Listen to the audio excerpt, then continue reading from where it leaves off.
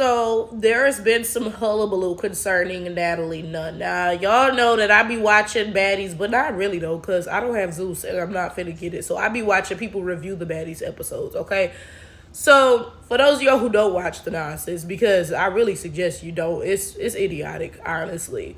Natalie Nunn is like, she's like the boss of the show, I guess. Now my thing is this, right? She's still on the show with the other girls. I feel like as the boss, you should be in higher rooms. Like, why are you still on the show acting like you one of the coworkers? So that never made sense to me, but whatever. Okay, so she is a biracial woman, all right?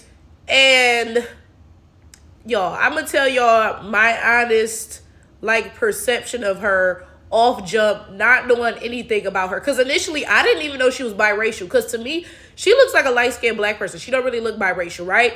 But her personality was off. Even with me not knowing that she was biracial or any of these allegations against her, because we about to get into that, it was just real off.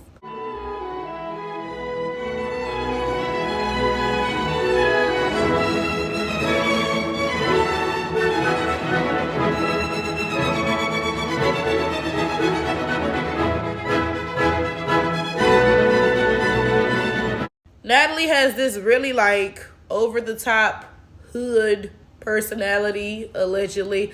But like it never really clicked with me because I mean y'all can hear how I talk. Clearly I sound ghetto, right? So I know how ghetto people sound. I don't care where you from. You ain't gotta be from Detroit. I know how ghetto people sound. And I know how people sound when they trying to be ghetto. Because there's a very clear difference.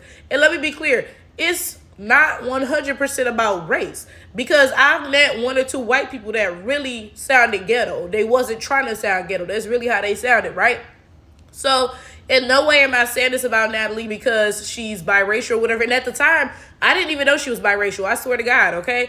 So she be trying mad hard to come off as ghetto, but it never clicks all the way, right? It's giving real suburban and you trying to be hood because you think that people will think that you hard if you are. And a lot of times people who are not from the hood really do that because again, they trying to be perceived as being so tough, so hard, so whatever, and they associate the ghetto with those things. So they feel like they have to put on a fake ghetto personality in order to be taken seriously. But my thing is this, everybody from the ghetto ain't about shit, and everybody from the suburbs ain't a bitch. You know what I'm saying? You can be yourself, and you can be a force to be reckoned with. But whatever, that's not even the point of this video, okay? So Natalie's personality been off. Like the way she talks, it never clicked for me, right? So then I learned that she is biracial. And I saw a lot of conversations being had about how Natalie used to be on the show Bad Girls Club and she didn't have this ghetto personality. She was a suburban Karen, basically, right? And everybody was talking about she really changed up her whole everything for Baddies.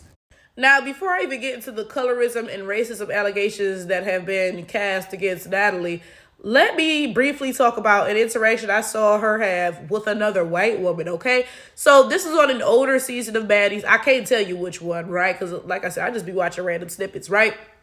But she got into it with this white woman and she was saying, you're white. Like, and the white lady literally said, Natalie, you're half white. Your mama name is Karen. And I mean, like, the white lady was right because, like, girl, I'm confused. I always think it's kind of weird when biracial people don't, like, acknowledge the fact that they are half white and they are half black, right? So it's like, don't get me wrong, you're not white, you're not black, but it's very odd for you to say things like that towards white people and towards black people because that's half of what you are. Like, I don't know, it's very weird to me. But anyway, that brings us to the things that she said about black people. So these are some old tweets of hers where she's calling dark-skinned women monkeys and all types of stuff. And there was also a snippet of her outside the club, but I did not understand that snippet because, like I told you again, I don't watch the show, so I had no context about the situation, right? But what I believe happened is, and somebody let me know, right? And again, this is Bad Girls Club. This is old footage, right? I think they were at the club and some black people started fighting. And Natalie was asking, like, do y'all always let black people into the club or what? Like, That's what I think happened. But like I said, it was a little confusing because I didn't have any context outside of the clip. But everyone is talking about how Natalie is basically exploiting black women for her own gain and so and so and so. And I mean, can I be mad at Natalie? I can't really be mad because if I was her, I would do it too because y'all make it so easy to do. I've said it before. I can't even be mad at the way that people be playing black people because black people make it so easy to play us. First of all, the fact that Natalie Nunn is a biracial woman who is clearly socially, ethnically, whatever white, but she's sitting here trying her hardest to put on this hood personality, whatever. It's giving minstrel show. Let's get that out the way first and foremost, right? So I feel like folks should have been through with that just off jump because it's like, girl, what are you doing, right? But then let's talk about why I started watching Baddies, okay? There was a storyline a couple months ago about a white woman on the show using the N-word, okay? So this white woman's name was Gretchen. And she used the N-word. She used it, you know how black people use it. Oh, nigga, whatever, so and so and so, right? And the black woman on the show checked her about it. They was like, hey, you know, you white. You don't need to be saying that, right?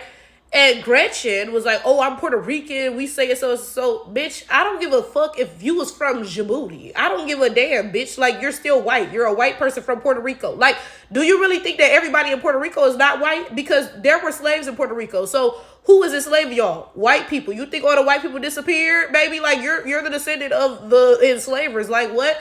So that off jump, that irritates me bad. When you call a white person out about using the N-word, they be like, oh, but I'm Dominican. Okay, bitch. And like the fuck, I could be from Beverly Hills. I still be black. You could be from the Dominican, bitch. You're still white. Like, did nobody motherfucking ask where you was from? You can't say the N-word, but I'm from the west side. Bitch, I didn't motherfucking ask. Like, what, huh? So anyway, right? There were some black women who checked Gretchen on the show. And this is the storyline where I started watching, because that's right up my alley. Now, this is the thing. The black women were really respectful about the situation. They were like, hey, you know, like, girl, you're from the caves. You can't be calling us no N-words, right? They came at her really respectfully. And basically, she said, F you. She kept using the N-word, kept using the N-word, kept using the N-word, right? And there's one woman on the show, Jayla, who really stood on business, okay? And I don't know. I guess a lot of people don't like Jayla for whatever reason. Because like I said, I just started watching this show at this point. But I don't give a fuck about none of that. Because the fact that Jayla is the one who stood on the N-word business and didn't nobody else, I got mad respect for Jayla, for real. Now, at this point, people were already saying that they think Natalie was paying Gretchen money to continue to say the N-word, to keep the storyline going, you know, to get the views, so and so and so, right? That's the first thing. Now, my second thing is this.